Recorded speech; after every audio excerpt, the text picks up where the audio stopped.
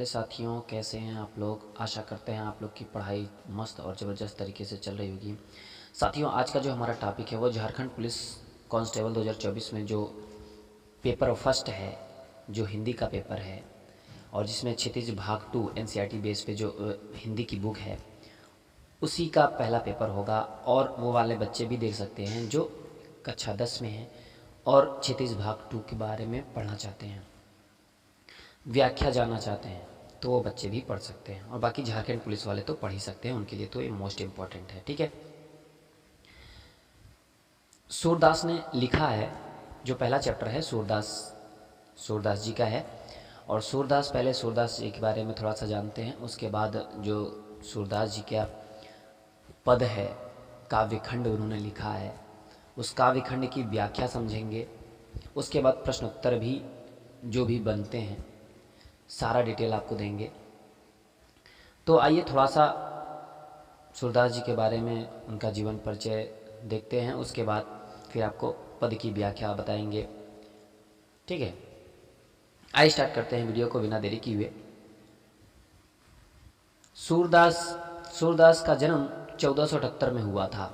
कब हुआ था? 1478 में। इनका जन्म मथुरा के रोनकता रेणुका जगह पर हुआ था। इनका जन्म, कुछ लोग मानते हैं इनका जन्म दिल्ली के पास से ही माना जाता है। वे मथुरा और वृंदावन के बीच गऊ घाट पर रहते थे। ठीक है, इनकी मृत्यु 1583 में परसौली में हुआ था। इनके 3 ग्रंथ थे, सूरसागर, साहित्य लहरी और सूरसरावली। ठीक है, 3 ग्रंथ थे, सूरसागर, साहित्य लहरी और सूरसरावली, जिसमें सबसे लोकप्रिय सूरसागर ही था, सूरसागर हुआ। ठीक है, और सूरदास वात्सल्य और श्रृंगार के श्रेष्ठ कवि माने जाते हैं। तो किसके? वात्सल्य और श्रृंगार के श्रेष्ठ कवि माने जाते हैं सूरदास जी। और उनकी कविता जो है, उनकी कविता ब्रज भाषा में लिखी हुई है। तो कौन सी भाषा में लिखी हुई है? ब्रज भाषा में। यहाँ सूरसागर के भ्रमर गीत से 4 पद लिए गए हैं। भ्रमर गीत से लिया गया है ये 4 पद, जो अभी हम आपकी व्याख्या बताएंगे वो भ्रमर गीत से ही लिया गया है। ठीक है, अब देखिए, मथुरा जाने के बाद स्वयं न लौटकर उद्धव के जरिए गोपियों के पास श्री कृष्ण ने संदेश भेजा था। उद्धव निर्गुण ब्रह्म एवं योग का उपदेश देकर गोपियों के विरह वेदना को शांत करने का प्रयास किया, लेकिन गोपियां नहीं मानी। वह ज्ञान मार्ग के बजाय प्रेम मार्ग को पसंद करती थी, इसलिए उन्हें उद्धव का संदेश पसंद नहीं आया। तभी वहाँ एक भौरा यानी भ्रमर उड़ता हुआ आ गया। गोपियों ने व्यंग्य के द्वारा उद्धव से अपने मन की बातें कही, अर्थात तभी गोपियां ने भ्रमर के बहाने उद्धव पर व्यंग बाण छोड़े। इसलिए उद्धव और गोपियों का संवाद भ्रमर गीत नाम से प्रसिद्ध है। ठीक है, तो आइए, कैसा व्यंग बाण छोड़ी हैं गोपियां भ्रमर के बहाने उद्धव पर, तो आइए देखते हैं पद नंबर 1 की व्याख्या। पद नंबर 1 है, ऊधो तुम हो अति बड़ भागी, अपरस रहत स्नेह लगात, नाहिन मन अनुरागी, पुरैनी पात रहत जल भीतर, तारस देह न दागी, ज्यों जल माह तेल की गागरी, बूंद न ताको लागी, प्रीति नदी मैं पाऊँ न बोरियो, दृष्टि न रूप परागी, सूरदास अबला हम भोरी, गुर चाटी जो पागी। तो आइए इसकी व्याख्या समझते हैं। और साथियों, आपको पीडीएफ की ज़रूरत पड़ेगी। अगर आपको पीडीएफ चाहिए तो आप हमारे टेलीग्राम चैनल को ज्वाइन कर सकते हैं। लिंक डिस्क्रिप्शन में हमने डाल दिया है, तो आप लोग वहाँ से चैनल को ज्वाइन करके देख सकते हैं। ठीक है, तो आइए पद नंबर 1 की व्याख्या समझते हैं। पहले पद में कहा क्या गया है? पहले पद में गोपियों की यह शिकायत वाजिब लगती है कि जब उद्धव स्नेह के धागे से बंधे रहते तो वो विरह के वेदना को अनुभव नहीं कर पाते। उद्धव श्री कृष्ण के पास रहने के बावजूद भी उन्हें प्रेम की पीड़ा का एहसास नहीं होता है। ठीक है, पहली पंक्ति में यही कहा गया है। आइए और व्याख्या समझते हैं। अर्थ है, इस पद में माने पहले पद में जो अभी हमने पढ़ा, इस पद में गोपियाँ श्री कृष्ण के मित्र से कहती हैं कि तुम बहुत भाग्यशाली हो जो अपने मित्र श्री कृष्ण के पास रहकर भी उसके प्रेम को नहीं जान पाए, उनसे प्रेम नहीं कर पाए, नहीं तो आपको भी उनसे दूर रहे होने की दर्द सहन करना होता। आप बिल्कुल पानी में खिले कमल के पत्ते की तरह हैं, जो पानी के भीतर रहकर भी अछूते रहते हैं, माने भीगते नहीं हैं। जिस तरह तेल की गगरी को अगर पानी में डालकर निकालें फिर भी कुछ न हो पाए, यानी तब भी वह गीला न हो, बिल्कुल आप वैसे ही हैं जो श्री कृष्ण के इतने पास होकर भी उनके प्रेम से अनजान हैं। उनका प्रेम आपको छू नहीं पाया है, प्रेम की नदी में आप अपने पैर भी नहीं डुबोया और नहीं उन पर नज़र डाली। लेकिन हम गोपियाँ तो अबला हैं, श्री कृष्ण के प्रेम में इस तरह चिपट गए हैं जैसे गुड़ से चींटियाँ लिपट जाती हैं और प्राण खो देती हैं। हमारी भी हालत वैसे ही हो गई है। ठीक है, तो ये था पद्य, पहला पद की व्याख्या। आइए दूसरे पद की व्याख्या समझते हैं। दूसरा पद पढ़ते हैं। मन की मन ही मांझ रही, कहिए जाई कौन पै ऊधो, नाही परत कही। अवधि आधार आस आवन की, तन मन बिथा सही। अब इन जोग संदेशनि सुनि सुनि, बिरहनी बिरह दही। चाहती हुती गुहारी जितही तैं, उत तैं धार बही। सूरदास अब धीर धरही, ज्यों मर्यादा न लही। धीरज रखिए, मर्यादा को मत लांघिए। आइए व्याख्या समझते हैं, तब मजा आएगा। दूसरी पंक्तियों में, दूसरी जो पंक्ति है माने पद है, उसमें गोपियाँ यह स्वीकार करती हैं कि उनके मन की अभिलाषाएं मन में ही रह गई हैं।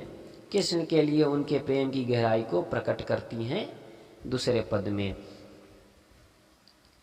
व्याख्या के माध्यम से समझते हैं। इस पद में गोपियाँ कहती हैं कि हमने अपने मन की बात मन में ही रख लिए हैं, लेकिन उद्धव आप जो संदेश लेकर आए हैं वह तो ठीक है, पर अपनी मन की बात से नहीं कह पाएंगे, क्योंकि अपनी मन की बात आपको कहना उचित नहीं मानते। हम गोपियाँ ये सोचकर अपने मन में बातें रखी थी कि कभी श्री कृष्ण वापस लौटकर आएंगे तो हम उन्हें अपनी मन की बात बताएंगे, लेकिन इतना समय बीत गया, वो नहीं आए। श्री कृष्ण जी लौटे नहीं हैं अभी तक। और श्री कृष्ण ने जो संदेश भेजा उससे हम गोपियाँ और दुखी हो गए। उन्होंने ये संदेश भेजकर आग में घी डालने का काम किया है। ऐसी परिस्थिति में हम अपने रक्षक को बुलाते हैं सहायता के लिए, लेकिन यहाँ तो हमारे रक्षक ही हमारे दुख का कारण बने हैं। हम गोपियाँ चाहते हैं कि हमें प्रेम के बदले प्रेम मिले, लेकिन ऐसा नहीं हुआ। अब हम अपनी मर्यादा पार कर रहे हैं।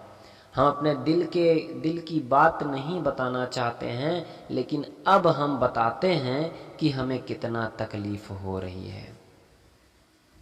अब हम आपको बताते हैं। तो दूसरे पद में गोपियां यहां तक कहती हैं उद्धव से। अब तीसरे पद में गोपियां उद्धव से क्या कहती हैं, आइए वो देखते हैं। तीसरा पद क्या है। हमारे हरिहारिल की लकरी, मन क्रम बचन नंद नंदन पुर, यह दृढ़ करी पकरी। जागत सोवत स्वप्न दिवस निसी, कान्ह कान्ह जकरी। सुनत जोग लागत हैं ऐसो ज्यो करही ककरी। सूतो व्याधि हमको ले आए, देखी सुनी न करी। यह तो सूर तिन्हीं लय सौंपो जिनके मन चकरी। ठीक है, आइए देखते हैं पद 3 में गोपियाँ उद्धव से क्या कहती हैं। तीसरे पद में उद्धव के योग साधना को कड़वी ककड़ी जैसा बताकर अपने एकता वाले प्रेम के विश्वास को प्रकट करती हैं गोपियाँ। भावार्थ है, इस पद में गोपियाँ कहती हैं कि श्री कृष्ण हमारे लिए हारिल की लकड़ी हैं। जिस प्रकार हारिल पक्षी अपने पैरों में दबाई लकड़ी को नहीं छोड़ता, उसी प्रकार हमने अपने मन, क्रम, कर्म, वचन, नंद सभी से श्री कृष्ण को अपना माना है। हमने जागते, सोते, सपने में, दिन में, रात में, हर समय में मेरे रोम रोम में कान्हा ही कान्हा है। सिर्फ कान्हा, यानी श्री कृष्ण, भगवान श्री कृष्ण की बात हो रही है। इसलिए जो आप हमारे लिए संदेश लाए हैं वो कड़वी ककड़ी के समान है। हमें कृष्ण के प्रेम का लत लग चुका है, उनका प्रेम का रोग, इसलिए आपका कुछ भी कहने से हम अपने प्रेम पर रोक नहीं लगा सकते। इसलिए आप ये संदेश उन्हें जाकर दीजिए जो चंचल है, यानी जिन्हें अलग अलग चीज़ें पसंद आती हैं। आप जाके उद्धव जी श्री कृष्ण को यह संदेश दीजिए कि हमारी हालत कैसी है, माने श्री कृष्ण की गोपियों की हालत कैसी है। अगला पद है, सूरदास जी का अगला पद है, आइए उसे पढ़ते हैं और उसमें गोपियों ने क्या अभिव्यक्ति प्रकट की है उसके बारे में जानते हैं। पहले पद को पढ़ते हैं। हरि हैं राजनीति पढ़ी आए, समझी बात कहत मधुकर के, समाचार सब पाए, इक इति चतुर इते पहले ही, अब गुरु ग्रंथ पढ़ाए, बड़ी बुद्धि जान जो उनकी, जोश संदेश पठाए, ऊधो भले लोग आगे के पर हित डोलत धाये, अब अपने मन फेर पाइए चलत जू हुते चुराए, ते क्यों अनीति करे आपुन जे और अप अनीति छुड़ाए, राज धर्म तो यह सूर जो प्रजा न जाहि सताए। पद नंबर 4 में गोपियाँ क्या कहती हैं। चौथे पद में उद्धव को ताना मारती हैं कि कृष्ण ने अब राजनीति पढ़ ली है, और अंत में गोपियों द्वारा उद्धव को प्रजा की हित याद दिलाया जाना सूरदास की लोक धर्मिता को दर्शाता है। तो आइए पूरा भावार्थ समझते हैं पद नंबर 4 की।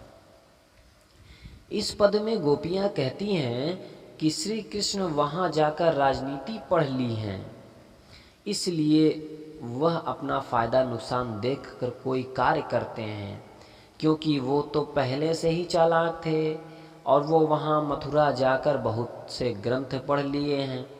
गोपियाँ सारी बातें तो भौरा से कह रही हैं, पर सभी अपने आसपास के लोगों को सुनाकर कह रही हैं। अब श्री कृष्ण की बुद्धि बहुत बढ़ गई है, अब तो चालाक हो गए हैं, इसलिए अपना फ़ायदा नुकसान देखकर ही कोई काम करते हैं। इसलिए वो हमारे लिए ये संदेश भेजा है, पर आप मथुरा जाकर श्री कृष्ण को कहिएगा कि वो साथ में हमारा मन भी ले गए हैं, जिसे वापस कर दें। अब श्री कृष्ण तो मथुरा के राजा हैं और राजा का कार्य होता है अन्याय न करें, पर वो तो हमारे साथ ही अन्याय कर रहे हैं, इसलिए कि वो हमें न चाहकर किसी और को चाह रहे हैं। तो आप जाइए श्री कृष्ण जी को यह संदेश दीजिए कि उनकी गोपियाँ बहुत परेशान हैं, वो राजा हैं तो कम से कम अपनी गोपियों का भी तो ख्याल करें। तो ये थे चारों पद की व्याख्या। इसके बाद, इस वीडियो के बाद हम आपको इस अभ्यास में जो प्रश्न उत्तर हैं, जो प्रश्न उत्तर बनते हैं, उनको लेके आएंगे और प्रश्न उत्तर भी सॉल्व कराएंगे। उसके बाद ये चैप्टर समाप्त होगा, फिर अगले चैप्टर को लेके आएंगे इसी तरीके से, फिर उसका क्वेश्चन आंसर लेके आएंगे। ठीक है, तो आप लोग टेलीग्राम चैनल को ज्वाइन करके PDF वहाँ से डाउनलोड कर सकते हैं।